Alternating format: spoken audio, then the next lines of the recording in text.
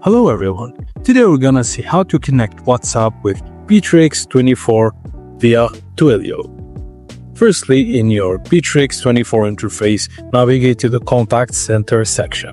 Find the WhatsApp option, then click the Connect button under the WhatsApp icon.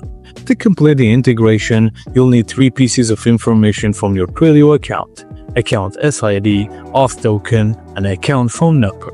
Log in with your Twilio console. Your account SID and auth token will be displayed on the dashboard. Your Twilio phone number is also listed there. Just copy and paste the required details from the Twilio into the Bitrix WhatsApp connection form, then confirm and authorize the connection.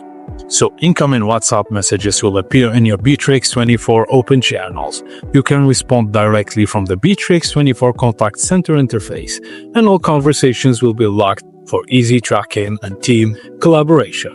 And that's it, guys. Thank you for watching, and please don't forget to like and subscribe for more.